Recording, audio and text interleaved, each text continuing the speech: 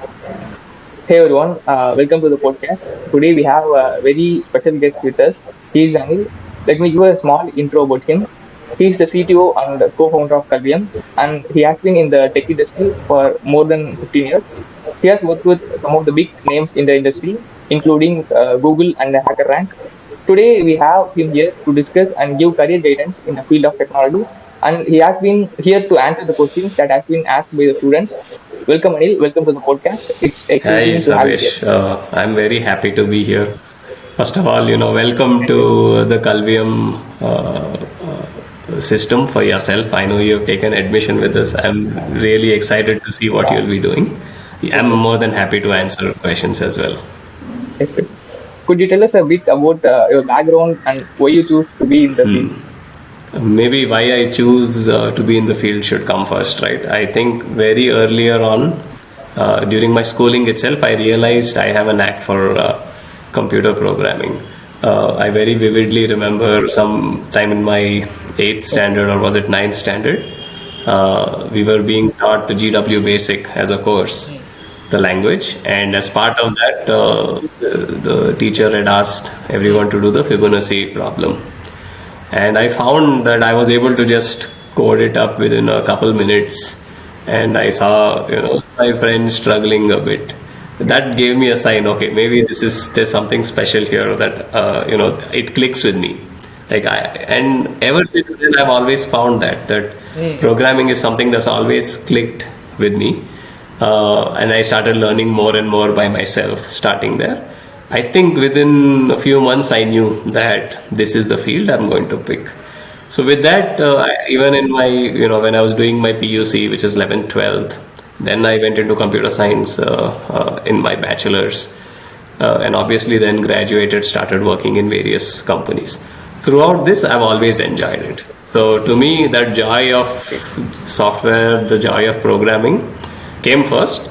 From that, my background so far has developed. So because of this interest, I was able to do a lot of projects on my own, on the side, beside education, and that led to a very fulfilling career so far, I will say, where I worked across multiple domains, very nice challenges, very nice problems that I've always enjoyed solving for. So first, out of college, I had joined this startup called Nexenta, which was in the operating system space, building the storage operating system. Okay. After that, I was at HackerRank for a long time, where HackerRank as a company, you may know as a student to learn programming, but there's also a product that is sold to companies where they interview, software engineers. So a lot of those tools and products I built. And then after that, I moved to Google, where I got to experience what working at scale means like. I couldn't imagine that some of the work I did helped land like billions of dollars for the company. That's this massive scale at which you can have impact in the large companies. And obviously after that is where I joined in as a co-founder. We created this venture called Kalvium. Kalvium is the college I would have loved to go to when after my 12th. Yeah, a few things we have done is reimagine it, which is to say, how can we have something very, very practical based, and how can we connect it to the real world as soon as possible? These are broadly the two goals that we took up with Kalvium. So that's briefly my background. Yeah, great. It's amazing to hear from you that you are one of the students who has figured out what you are going to do in the future. Even many after finishing colleges, they don't know what they are going to do next, what career they are going to do next. It's really great. And as a former Google employee and someone who has worked at HackerRank, what motivated you to join a startup like Kalvium? So I've always wanted to start up, even when I was at HackerRank, even when I was at Google. I think pretty much because my first company out of college was a startup, I've thrived in that environment. A startup is typically an environment where you take on really big problem, and then it's a few people, and you can actually solve it. Technology is the only field where even a handful of people can solve amazing large problems. In every other field, you'll need a Yeah, lot of more course. people. So that always has Yes. been exciting for me, and that is why I pretty much knew I'm going to start up at some point. There were a few during my career so far. There were a few instances where some opportunities came up, and I tried starting up at the time, and those didn't really work out. This time around, when we were working on Kalvium as an idea, then everything clicked in place. I was at a stage in my career where I wanted to jump into something big, ambitious, and with a good set of people also who will be part of the team, my co-founders and the team at Kalvium. All of those came together, and that is how even we launched Kalvium.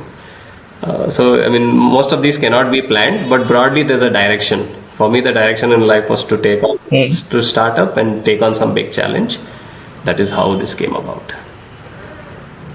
Okay, great to hear from you. Can you explain the idea of Kalvium and how it is different from traditional engineering programs? And as a student, what we can expect from Kalvium, a liberal engineering program, and how it is different? Yeah, so I'll tell you on day one how it's going to be different for you.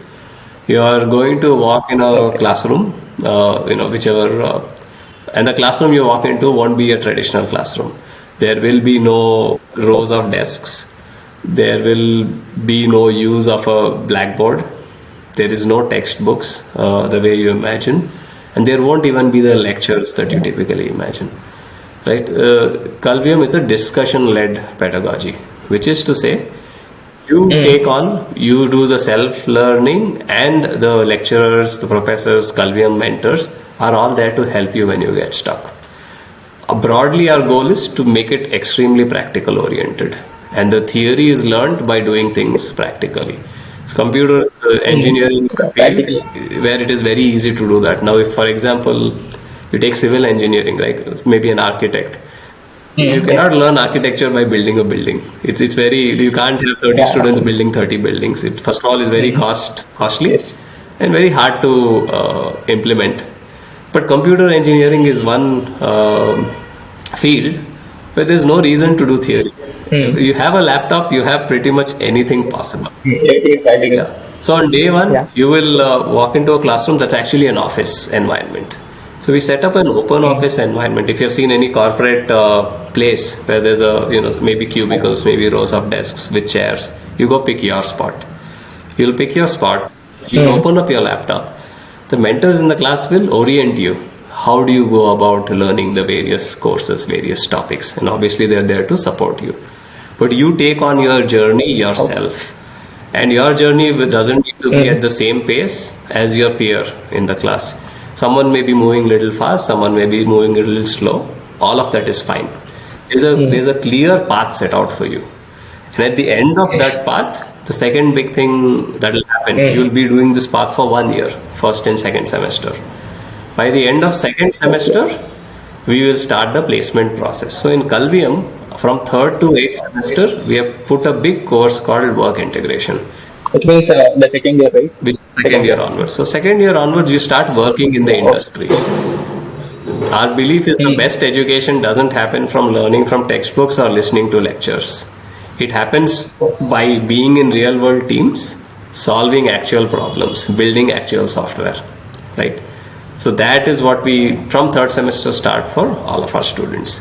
There's various forms of work integration. The most popular is the internship. So you will pick a work integration track, and then from third to eighth semester you'll be working in the industry in some sense. By the time you graduate, 4 years in the future, you will have 3 years of work experience. You will be not at a software engineer 1 level, you'll be at a software engineer 2 level, which is one promotion above basic software engineer. Because you will have worked on so many real world problems in 3 years. That is broadly, and your specialization, for example, if you're interested in AI ML, that starts in these internships. If you're interested in cybersecurity, which I know you are because I've looked at your YouTube videos, Yeah. well, there'll be companies who will be in cybersecurity and cloud security. If you're interested in full stack web development, there'll be companies for that. If you're interested in startups, there'll be companies for that. If you're interested in international companies, those will be there. But broadly, you pick your domain and choice. You pick which part of the industry you want to go. Or you will have to prepare for it. It won't be easy. Let me clarify. Yeah. The first year is very intense. I know you have talked to some of the previous students, right? You will know Yes, that yes, yes.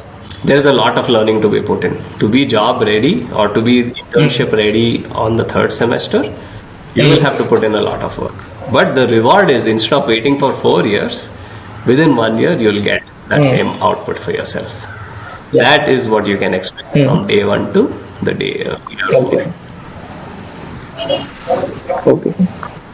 Can a student from a different background, such as biology, commerce, even he or she is pursued a diploma, uh, can he or she pursue a degree or get into the field of IT, and whether it will be useful for their long run? And what do you think about it? Absolutely, yes.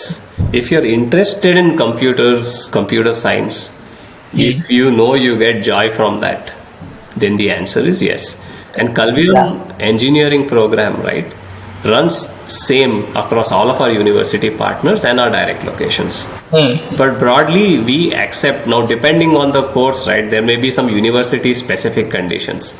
But if you're a commerce student, Mm. if you're an arts student, if you're a biology student so far, but maybe you have tried some programming, maybe you have built some web applications, maybe written some small Mm. games, or like you done some cyber security research, then you already know, okay, I like it.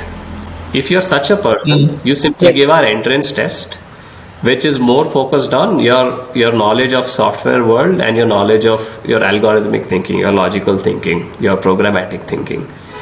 We don't weigh heavily on say chemistry or physics or biology or these subjects, right? Mm. Broadly, these are the subjects that we care about. So if you pass our entrance test, you will get admitted. It does, your background will not matter.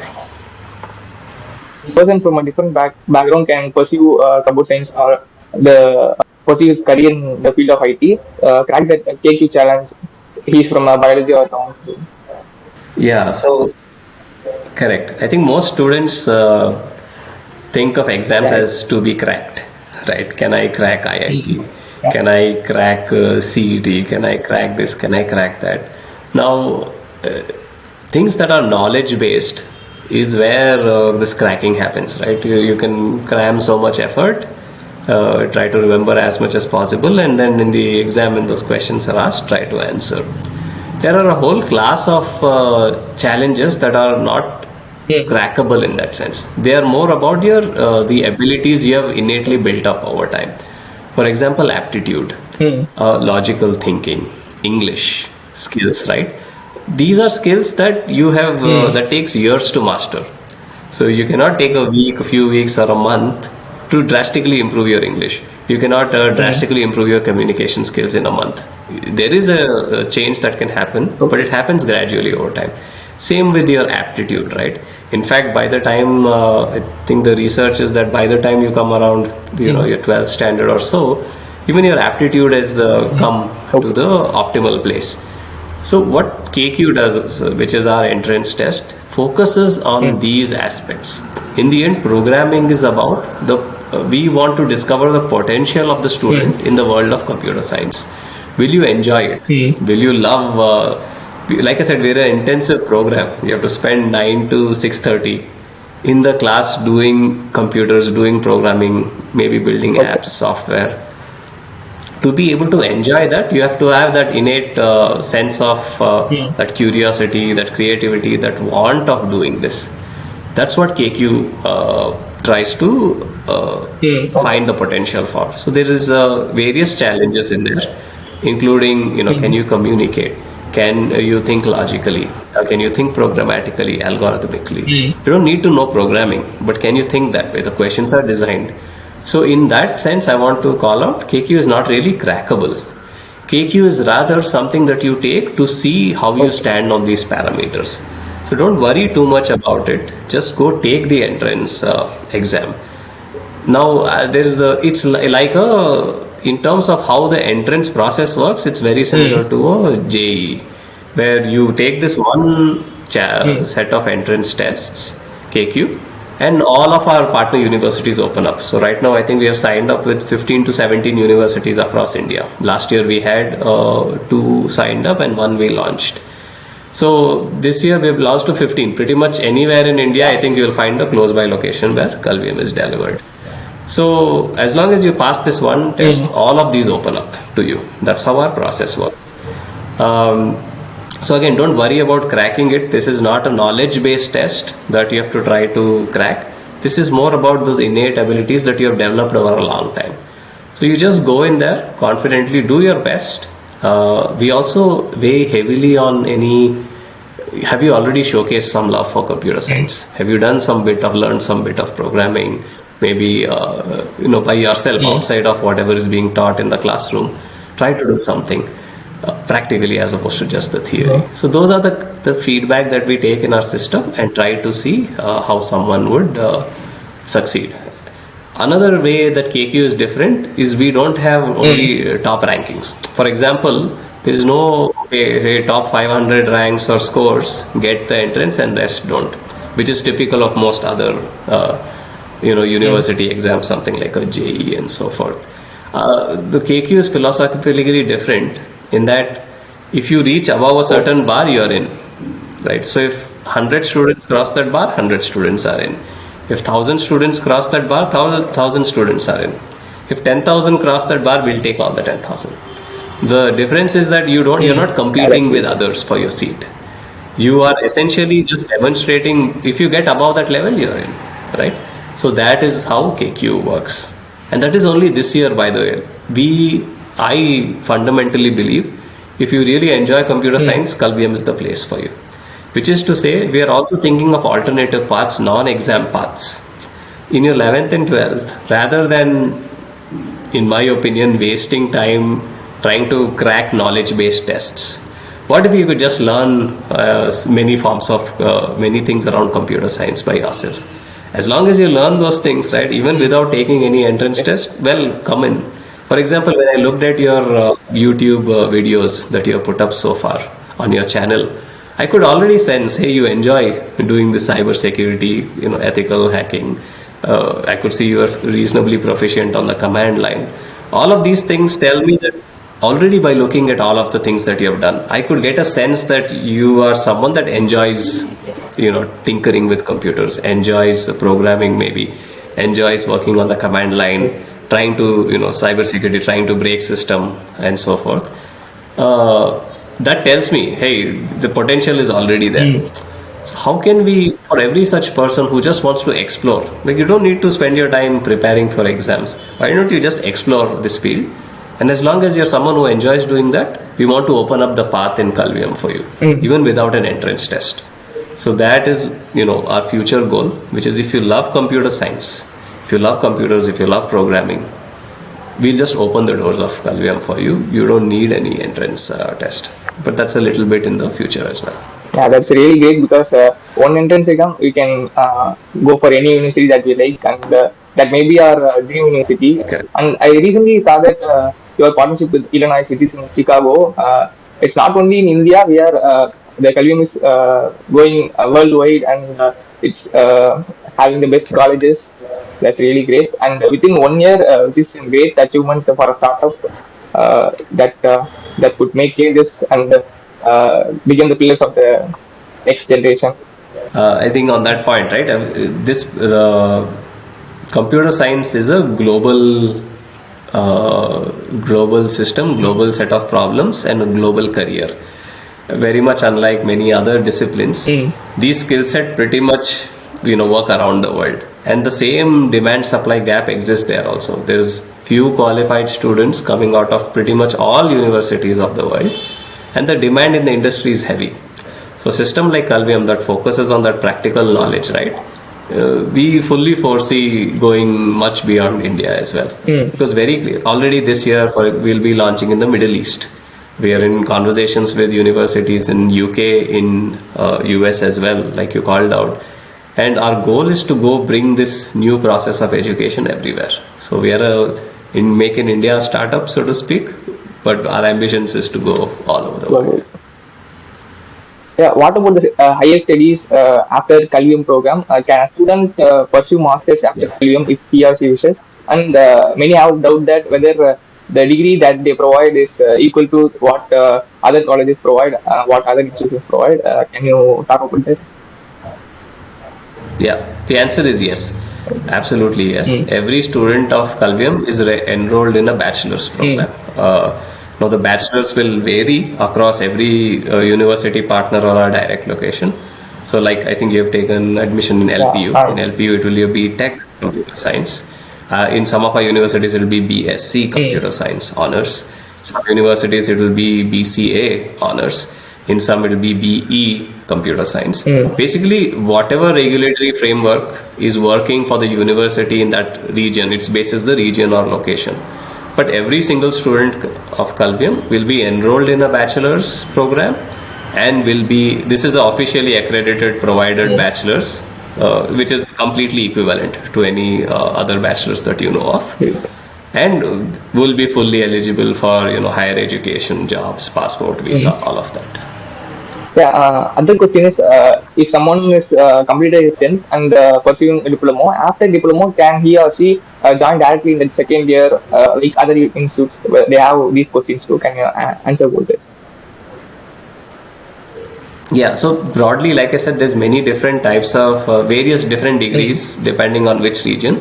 Now, the regulatory body has requirements on which degree can take which. But broadly, if you're a Mm. student, again, if you're past KQ, we'll be able to find the right program for you to enroll you into the bachelor's Okay. degree. So the specifics will matter on, hey, what's the exact diploma, what's the exact state that the student is coming from, Mm. and so forth. But broadly speaking, if you can pass KQ, right, the Kalvium ecosystem will work with you and find you the right Okay. place across all its Yeah. regions. But the student will have a landing Mm. place within Kalvium. There are really less number of students who are able to figure it out what they are good at and what career and what next they have to do, and what do you think about this, and is it a consequence of the education system that we have now?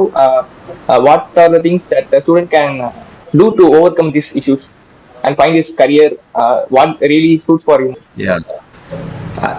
You very rightly called out right Mm. earlier that it is extremely uncommon for someone to know Mm. early on what they want to do.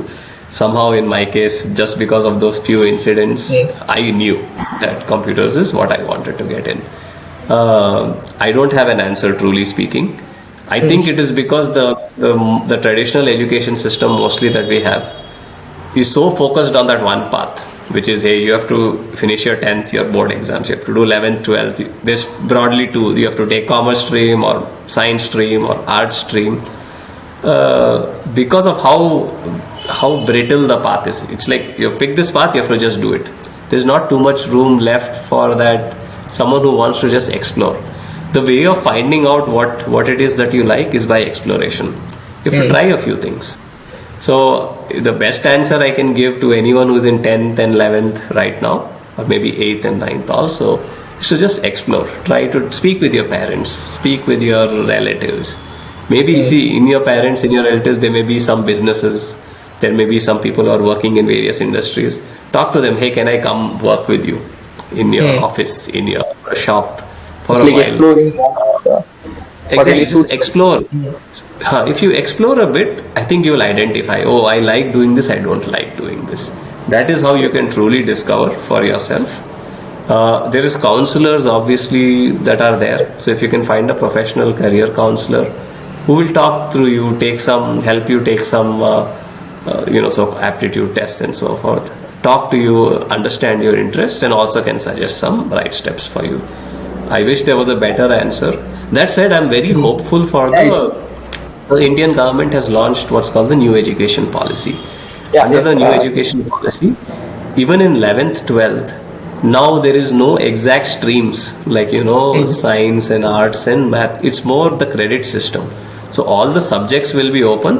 Students can mix and match a la carte. Like you go to a restaurant, you can take whichever, little bit Chinese, little bit North Indian, little bit Mediterranean, whatever cuisine. So whenever it's implemented, it's not fully implemented yet. Whenever NEP gets implemented in our education system, the colleges will basically offer courses now. Hey, we offer physics, we offer math, we offer computer science, we offer this art course, we have this critical thinking, commerce courses, a business course. You can mix and match. Oh, maybe I'll take one business course, one computer science, one critical thinking, and because one history maybe. The point is, students just have to add up their credits to get the 12th certificate. Mm. Because of this, I believe it will be a very big change for students, where suddenly you're not locked into a path. You can explore in your 11th and 12th, hey, I'll try out all the subjects. And in the 2 years, I think you'll form an idea of what you really like. So whenever NEP gets implemented, I am little hopeful that even within the system, a little bit of change is going to come. So more Mm. students will be aware. But right now, I'll say just explore a bit more. Maybe talk to some your friends, family, and counselors.